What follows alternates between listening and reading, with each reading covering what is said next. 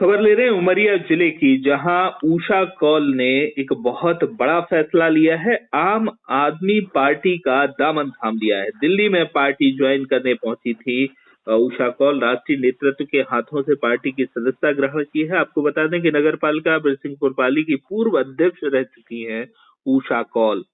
BJP Umaria की पूर्व जिला उपाध्यक्ष भी रह चुकी हैं उषा कौल, और नगर पालिका का जो पाली का चुनाव था उसमें निर्दलीय चुनाव लड़ा था। बीजेपी ने पार्टी से निष्कासित कर दिया था। वर्तमान में पाली नगर पालिका की पार्षद है उषा कौल, जिन्होंने अब आम आदमी पार्टी का दामन थाम लिया है। हमारे सहयोगी बिरसिंहपुर पाली से दीपू त्रिपाठी जुड़े हुए हैं। त्रिपाठी जी, भारतीय जनता पार्टी निष्कासित कर चुकी थी, लेकिन हाँ, कहीं ना कहीं चुनाव के दौरान बगावत और इस तरह के निर्णय केवल बिरसिंहपुर पाली या उमरिया जिले के नहीं, पूरे मध्य प्रदेश स्तर पर लिए गए थे और बहुत सारे जो नेता हैं उनकी घर वापसी भी हो गई।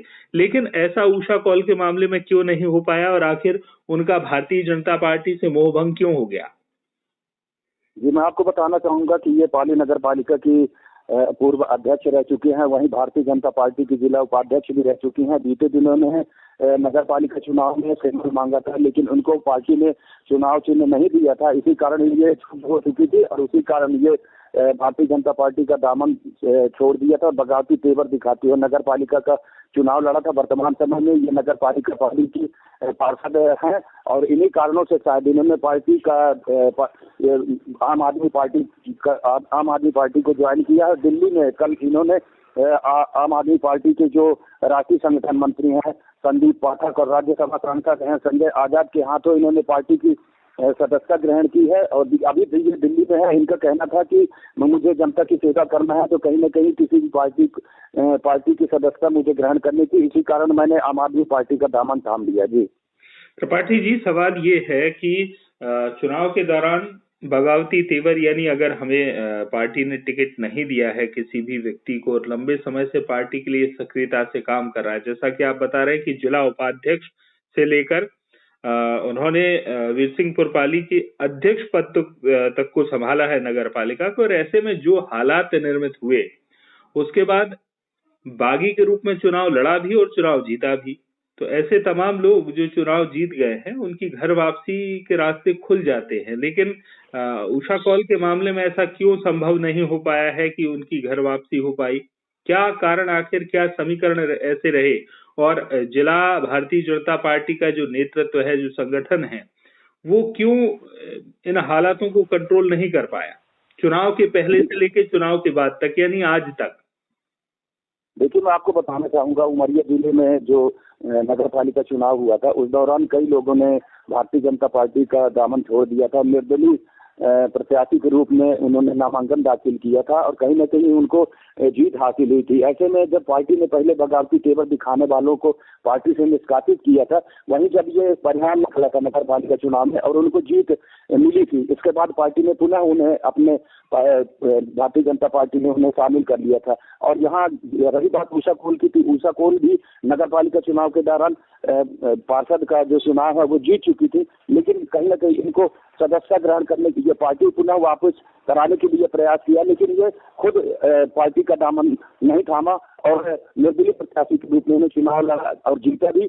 और अब उन्होंने ये फैसला किया है कि वो आम आदमी पार्टी की रह करके आम जनता की सेवा करेंगे। जी बिल्कुल। अगर हम बात करें भारतीय जनता पार्टी की, चूंकि भाजपा नगरीय निकाय चुनाव से निकलकर जहां शेष रह गए थे वहां भी कल मतदान हो चुका है और बहुत जल्द वहां के परिणाम भी सामने आ जाएंगे।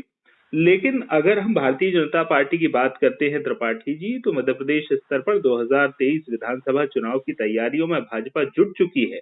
भारतीय जनता पार्टी जिस तरह के मैनेजमेंट की बात आज कर रही है 2023 के चुनाव के लिए, वहां भाजपा का ये दावा है कि पहले से ज्यादा वोट मिलेंगे, पहले से ज्यादा सीटें मिलेंगी। गुजरात का जो विधानसभा चुनाव का मॉडल था उस मॉडल पर और उससे भी बेहतर मॉडल पर मध्य प्रदेश में चुनाव लड़ा जाएगा। लेकिन तमाम वो पुराने नेता जो किन्हीं कारणों से भाजपा से बाहर हो गए और वो चुनाव जिताऊ चेहरे भी हैं, क्योंकि पार्षद का चुनाव अगर उषा कौल ने जीता है तो एक निश्चित तौर पर एक जीत दिलाने वाला चेहरा है। ऐसे में आम आदमी पार्टी से उषा कौल का जुड़ जाना भारतीय जनता पार्टी के लिए कितने बड़े नुकसान के तौर पर आप देखते हैं? क्योंकि एक विधानसभा क्षेत्र में और एक जिले में उपाध्यक्ष के पद पर रहना, ये मायने तो रखता है। ऐसे में भाजपा को कितना बड़ा झटका और कांग्रेस को इसका कोई फायदा मिलेगा क्या?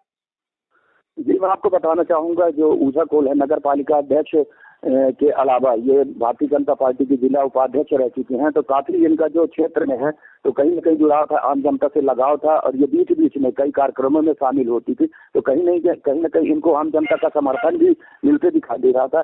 और ये लगातार क्षेत्र में अपना प्रभाव बनाने के लिए अभी भी संपर्क जुटाए हुए हैं।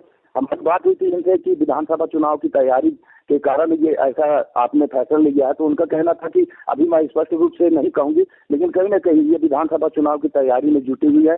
आम आदमी पार्टी के अलावा इनके जो समर्थक है वो भी इनकी मदद करने के लिए जुटे हुए हैं, तो कहीं ना कहीं ये आगामी जो विधानसभा चुनाव है उसकी तैयारी माना जा रहा है। जी बिल्कुल, यानी 2023 की तैयारी जहां भारतीय जनता पार्टी कर रही है, कांग्रेस कर रही है, तो वहीं जो नाराज नेता है, अभी तो अगर ऊषा कौल का उदाहरण देखें तो भारतीय जनता पार्टी को नुकसान होते नजर आ रहा है।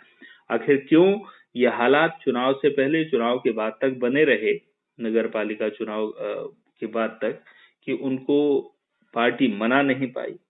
अब देखना ये है कि ये जो नया समीकरण तैयार हो रहा है बिरसिंहपुर पाली और उमरिया जिले के लिए, ये आने वाले समय में क्या दिशा वहां की सियासत को प्रदान करता है। आपका बहुत बहुत धन्यवाद दीपू त्रिपाठी जी, बातचीत के लिए, जानकारी के लिए।